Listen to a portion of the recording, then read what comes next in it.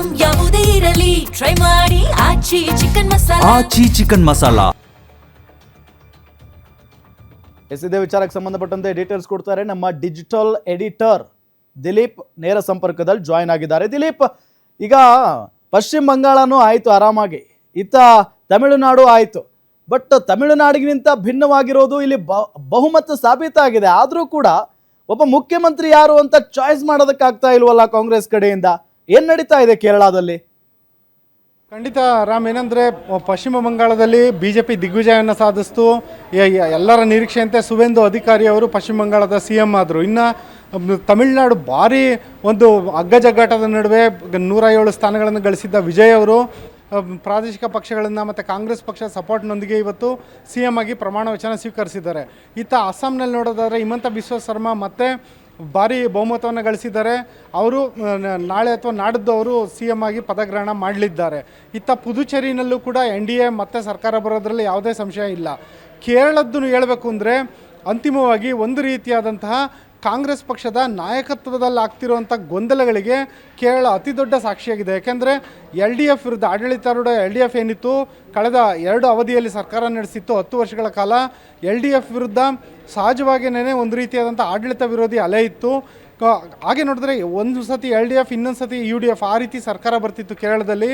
ಆದರೆ ಕಳೆದ 10 ವರ್ಷಗಳಿಂದ ಸತತವಾಗಿ ಅಂದರೆ 2 ಅವಧಿಗೆ LDF ಸರ್ಕಾರ ಇತ್ತು. ಈ ಬಾರಿ ಎಲ್ಲರಿಗೂ ನಿರೀಕ್ಷೆ ಇತ್ತು UDF ಸರ್ಕಾರ ಅಸ್ತಿತ್ವಕ್ಕೆ ಬರುತ್ತೆ ಅಂತ. ಅದರ ಜನರ ನಿರೀಕ್ಷೆಯಂತೆ ಮತ್ತು ಸಮೀಕ್ಷೆಗಳ ಒಂದು ನಿರೀಕ್ಷೆಯಂತೆ UDF ಸರ್ಕಾರ ಏನೋ ಈಗ ಅಧಿಕಾರಕ್ಕೆ ಬರೋವಂಥ ಹಂತದಲ್ಲಿದೆ. ಎಷ್ಟು ಮಟ್ಟಿಗೆ ಅಂದರೆ 102 ಸ್ಥಾನಗಳನ್ನು ಗಳಿಸಿ ಭಾರಿ ದಿಗ್ವಿಜಯವನ್ನು UDF ದಾಖಲು ಮಾಡಿದೆ. ಆದರೆ ಸದ್ಯದ ಮಟ್ಟಿಗೆ ಈಗ UDFನಲ್ಲಿ ಮುಖ್ಯಮಂತ್ರಿ ಅಭ್ಯರ್ಥಿ ಯಾರು ಅನ್ನೋದು ಭಾರಿ ದೊಡ್ಡ ಮಟ್ಟದ ಗೊಂದಲಕ್ಕೆ ಕಾರಣ ಆಗಿದೆ. ಏನೊಂದು ವಿಪಕ್ಷ ನಾಯಕರಾಗಿದ್ದರು ಸತೀಶನ್ ಅವರು ಪಕ್ಷ ಸಂಘಟನೆಯಲ್ಲಿ ಸಾಕಷ್ಟು ಶ್ರಮಿಸಿದ್ರು ಮತ್ತು ಎಲ್ಲ ಶಾಸಕರ ವಿಶ್ವಾಸವನ್ನು ಗಳಿಸಿ ಈ ಪಕ್ಷ ಇಷ್ಟು ದೊಡ್ಡ ಮಟ್ಟದಲ್ಲಿ ಅಧಿಕಾರದ ಚುಕ್ಕಾಣಿ ಹಿಡಿಯೋ ಹಂತಕ್ಕೆ ತಗೊಂಬಂದು ನಿಲ್ಲಿಸಿದ್ದಾರೆ. ಆದರೆ ಇದೀಗ CM ಯಾರು ಅನ್ನೋ ವಿಚಾರ ಬಂದಾಗ ಏನೊಂದು ಹೈಕಮಾಂಡ್ನಲ್ಲಿ ಪ್ರಬಲವಾಗಿರುವಂತಹ ಕಾಂಗ್ರೆಸ್ನ ಸಂಘಟನಾ ಪ್ರಧಾನ ಕಾರ್ಯದರ್ಶಿ ಯಾರಿದ್ದಾರೆ ವೇಣುಗೋಪಾಲ್ ಅವರು ಹೈಕಮಾಂಡ್ನ ಪ್ರಭಾವವನ್ನು ಬಳಸಿ ತಾವು CM ಆಗೋದಕ್ಕೆ ಹೊರಟಿದ್ದಾರೆ ಅನ್ನೋ ಆರೋಪ ಕೇಳಿಬರ್ತಾ ಇದೆ. ಅದು ಕೂಡ VD ಸತೀಶನ್ ಅವರು ನೇರವಾಗಿ ಆರೋಪ ಮಾಡ್ತಾ ಇದ್ದಾರೆ. ನಾನು ವಿಪಕ್ಷ ನಾಯಕನಾಗಿ LDF ವಿರುದ್ಧ ಭಾರಿ ಹೋರಾಟವನ್ನೇ ಮಾಡಿದ್ದೆ, ಆದರೆ ಇದೀಗ ನನ್ನನ್ನು ಸೈಡ್ಗಿಟ್ಟು ವೇಣುಗೋಪಾಲ್ ಅವ್ರನ್ನ CM ಮಾಡಕ್ಕೆ ಹೊರಟಿದ್ದಾರೆ. ಏನಕ್ಕೆ ಅಂದರೆ ವೇಣುಗೋಪಾಲ್ ಕೇಂದ್ರದಲ್ಲಿ ಅದರಲ್ಲಿ ಹೈಕಮಾಂಡ್ನಲ್ಲಿ ಭಾರಿ ಒಂದು ಪ್ರಬಲವಾದ ಹಿಡಿತವನ್ನು ಹೊಂದಿದ್ದಾರೆ. ರಾಹುಲ್ ಗಾಂಧಿ ಅವ್ರಿಗೆ ಆಪ್ತರಾಗಿದ್ದಾರೆ.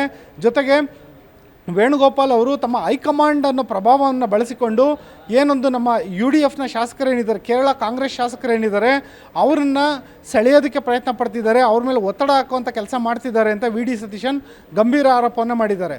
ಮತ್ತೊಂದು ಕಡೆ ಏನೊಂದು ವೇಣುಗೋಪಾಲ್ ಏನಿದ್ದಾರೆ ಅವರು ಅಲಪಿಯ MP ಸಂಸದರವರು, ಅವರು ರಾಜ್ಯ ರಾಜಕಾರಣದಲ್ಲಿಲ್ಲ, ಜೊತೆಗೆ ಅವರು ಶಾಸಕರು ಅಲ್ಲ. ಒಂದು ವೇಳೆ ಅವರನ್ನು CM ಮಾಡಿದ್ರೆ ಮುಂದಿನ ಚುನಾವಣೆಗಳಲ್ಲಿ ಅವರನ್ನು ಶಾಸಕರಾಗಿ ಅಥವಾ ಮೇಲ್ಮನೆ ಸದಸ್ಯರಾಗಿ ಆಯ್ಕೆ ಮಾಡಬೇಕಾದಂಥ ಪರಿಸ್ಥಿತಿ ಎದುರಾಗುತ್ತೆ. ಇಂಥ ಒಂದು ಸಂದರ್ಭದಲ್ಲಿ ವಿಪಕ್ಷ ನಾಯಕನಾಗಿದ್ದಂಥ ನನ್ನನ್ನು ಏನಕ್ಕೆ CM ಸ್ಥಾನಕ್ಕೆ ಕೊಡ್ತಿಲ್ಲ, ಮತ್ತು ನಾನು ವಿಪಕ್ಷ ನಾಯಕನಾಗಿದ್ದಂಥ ಸಂದರ್ಭದಲ್ಲೂ ಕೂಡ ಪಕ್ಷದಲ್ಲಿ ಯಾವುದೇ ಗುಂಪುಗಾರಿಕೆ ಮಾಡಿಲ್ಲ, ಮತ್ತು ಮೈತ್ರಿಕೂಟ ಏನಿದೆ UDF ಮೈತ್ರಿಕೂಟ ಅದರ ಎಲ್ಲ ಪಕ್ಷಗಳ ಜೊತೆಗಳು ಸಮನ್ವಯ ಸಾಧಿಸಿದ್ದೀನಿ ಅನ್ನೋದು VD ಸತೀಶನ್ ಅವರ ವಾದ. ಮತ್ತು ಅವರ ಮತ್ತೊಂದು ವಾದ ಇದೆ, ಕೆಲವು ಜಿಲ್ಲೆಗಳಲ್ಲಿ ಒಂದು 4 ರಿಂದ 6 ಜಿಲ್ಲೆಗಳಲ್ಲಿ ವೇಣುಗೋಪಾಲ್ ಅವರು ಒತ್ತಡ ಹಾಕಿದ್ರು ಅಂತ ಹೇಳ್ಬಿಟ್ಟು ಅವರಿಗೆ ಇಷ್ಟವಾದ ಅಭ್ಯರ್ಥಿಗಳಿಗೆ ನಾವು ಟಿಕೆಟ್ ಕೊಟ್ವಿ. ಆ ಕಾರಣದಿಂದಾಗಿ UDFನ ಸಂಖ್ಯಾಬಲ ಇನ್ನೊಂದಷ್ಟು ಕಡಿಮೆ ಆಯಿತು. ಒಂದು ವೇಳೆ ಏನಾದರೂ ನಮಗೆ ಇಷ್ಟವಾದಂಥ ಯಾರು ಚೆನ್ನಾಗಿ ಪರ್ಫಾರ್ಮ್ ಮಾಡ್ತಾರೆ ಅವರಿಗೆ ನಾವೇನಾದರೂ ಟಿಕೆಟ್ ಕೊಟ್ಟಿದ್ದಿದ್ರೆ ನಮ್ಮ ಕೇರಳದಲ್ಲಿ ಕಾಂಗ್ರೆಸ್ ಸಂಖ್ಯಾಬಲ ಇನ್ನಷ್ಟು ಜಾಸ್ತಿ ಆಗ್ತಿತ್ತು ಅಂತ ಹೇಳ್ಬಿಟ್ಟು ಸತೀಶನ್ ವಾದ ಮಾಡ್ತಿದ್ದಾರೆ.